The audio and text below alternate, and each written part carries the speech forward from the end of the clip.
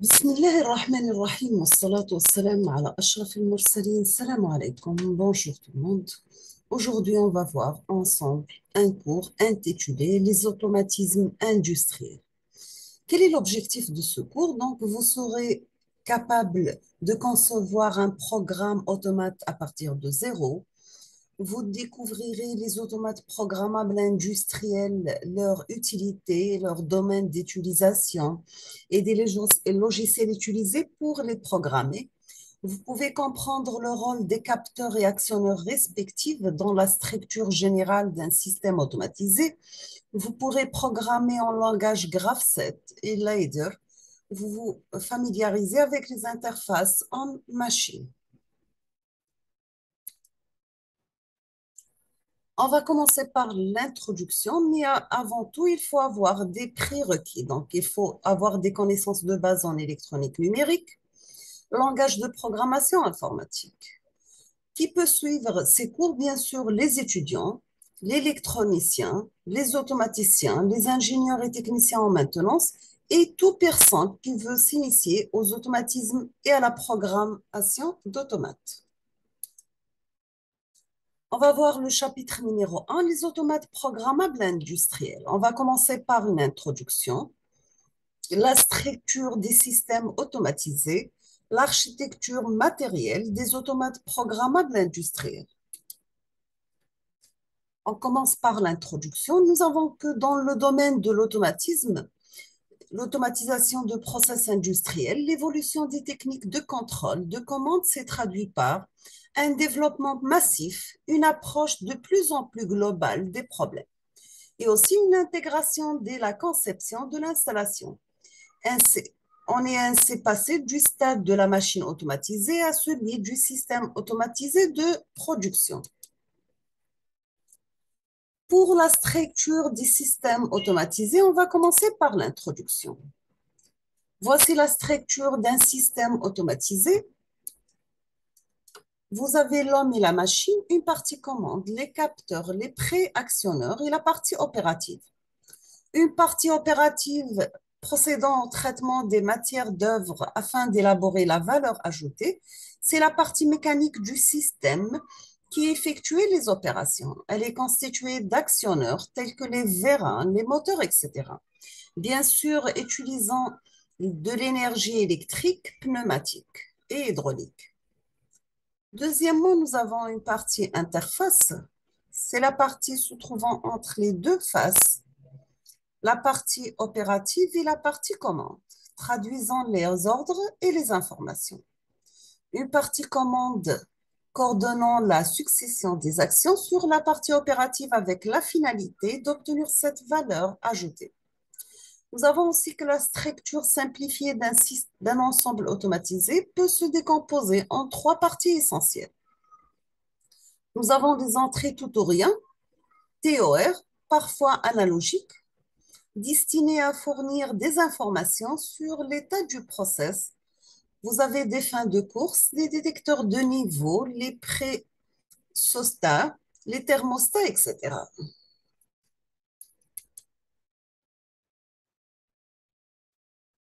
Pour l'architecture matérielle des automates programmables industriels, on va commencer par une description générale, les cartes d'entrée tout ou rien, les cartes de sortie tout ou rien, les cartes d'entrée-sortie analogiques, les cartes d'entrée-sortie complexes, les critères de choix d'un automate programmable industriel, et on va passer à la partie des exercices avec solution.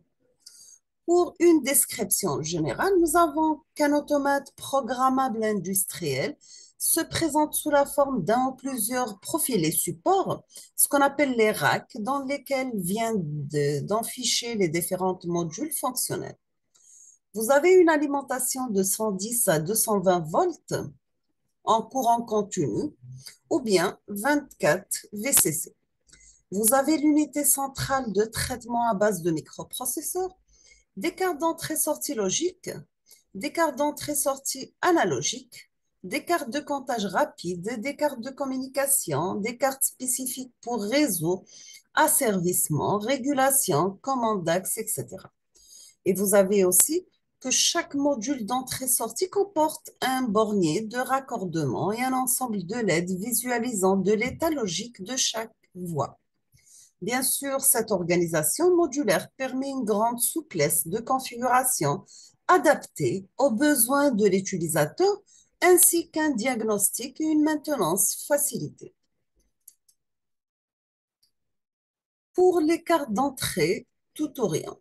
Chaque carte comporte généralement 8, 16, 32 entrées logiques et peut correspondre au schéma fonctionnel ci-dessous.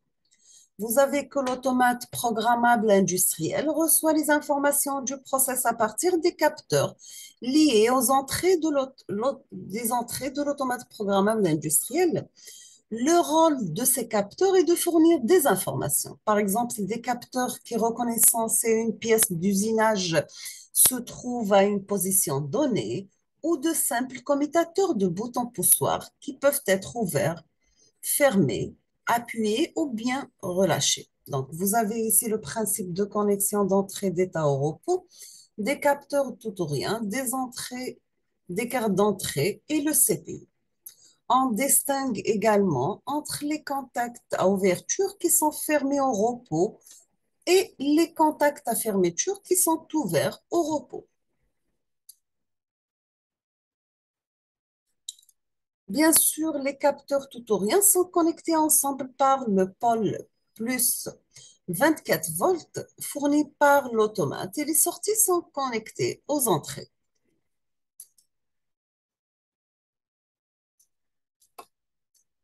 Toujours avec les cartes de sortie tout ou rien, nous avons que chaque carte comporte généralement 8, 16, 32 sorties logiques et qui peut correspondre au schéma fonctionnel suivant. Donc, vous avez ici le principe de connexion de sortie des états au repos, le CPU, des cartes de sortie et avec la masse.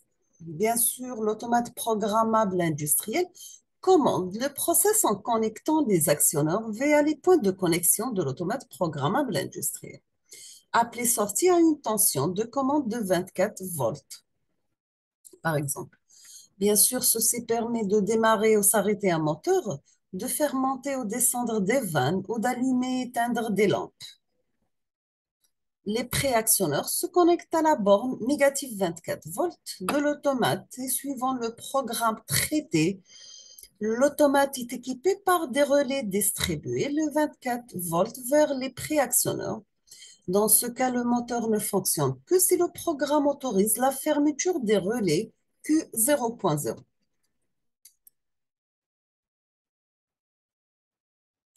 On passe maintenant aux cartes d'entrée-sortie analogiques.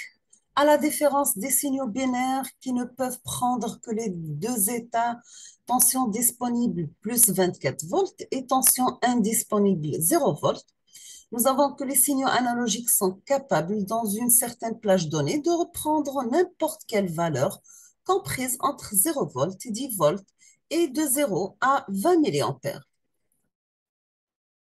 Donc, vous avez le principe de commande de sortie d'état actionné, une entrée analogique qui passe à travers un capteur analogique numérique, un algorithme de calcul. Après l'opération inverse, le convertisseur devient un numérique analogique et une sortie analogique. Vous avez par exemple une vanne à commander analogique. Pour les grandeurs analogiques, on va prendre un exemple. Des températures qui varient de moins 50 à plus 125 degrés Celsius, débit qui varie de 0 à 200 litres par minute, une vitesse qui varie de 0 à 1500 tours par minute, etc. Bien sûr, en utilisant un transducteur de mesure, ces variables sont converties en tension électrique, en courant ou bien en résistance. Pour une vitesse mesurée de 835 tours par minute, le transducteur de mesure affichera une tension de 3,65 volts. Bien sûr, ces tensions électriques, courant et résistantes sont ensuite connectées à un module analogique qui numérise le signal. Nous avons aussi que la chaîne d'acquisition et de traitement répond périodiquement à la procédure suivante. Vous avez toutes les 100 millisecondes, par exemple, acquisition de la mesure via la carte d'entrée analogique. Pour cela, le convertisseur analogique numérique Quand vous voyez la figure 8, fournit une valeur numérique codée sur 12 à 16 bits. Deuxièmement, nous avons que le programme de traitement, les algorithmes de calcul déterminent sous forme numérique la valeur à fournir en sortie. Bien sûr, en tenant compte des différents paramètres qui sont la valeur de la mesure, la valeur de la consigne et le type d'algorithme PID, par exemple. Troisièmement, nous avons une émission par la carte de sortie analogique de commande. Pour cela, le convertisseur numérique analogique convertit la valeur numérique de sortie sous une forme analogique qui peut être une tension ou bien un courant. On passe maintenant aux cartes d'entrée-sortie analogiques, complexes, pardon. Toutes ces cartes dites intelligentes disposent en plus des interfaces d'entrée et de sortie d'un véritable micro-ordinateur assurant un traitement local plus ou moins sophistiqué. Ceci permet d'une part d'éviter un développement souvent fastidieux de l'application, d'autre part de réduire parfois considérablement la place mémoire et le temps d'exécution au niveau de l'unité de commande. Bien sûr, de l'automate programme. Vous avez des cartes d'axe pour moteur à courant continu ou bien alternative. La carte d'axe, elle envoie sur sa sortie analogique plus ou moins 10 volts une tension proportionnelle à l'accélération et la vitesse souhaitée. Une dynamo tachymétrique fournit une tension de retour image de la vitesse réelle du moteur afin que la carte puisse corriger tous écarts éventuels. Nous avons aussi un codeur de tension incrémental ou absolu, permet à la carte de connaître la position de l'axe et donc de gérer la vitesse en conséquence. Nous avons aussi une carte d'axe pour moteur pas à pas. La carte d'axe envoie sur sa sortie tout ou rien une série d'impulsions avec une fréquence proportionnelle à l'accélération et à la vitesse. Vous souhaitez bien sûr, la quantité totale d'impulsions envoyées correspond quand à celle au nombre de pas que doit parcourir le moteur. Vous avez aussi que cette carte comporte souvent plusieurs entrées analogiques permettant de recevoir le signal de mesure issu des transmetteurs de 4 à 20 milliampères, ainsi que plusieurs sorties analogiques permettant de piloter les vannes de régulation. Le microprocesseur local traite le programme élaboré à partir de différents algorithmes de régulation implantés sur la carte, même le PID, sommation, racine carrée, etc. Maintenant, on va passer aux critères de choix d'un automate programmable industriel. Vous avez que l'automate programmable industriel se caractérise par une programmation qui offre un langage destiné à l'automaticien et non celui de l'informaticien.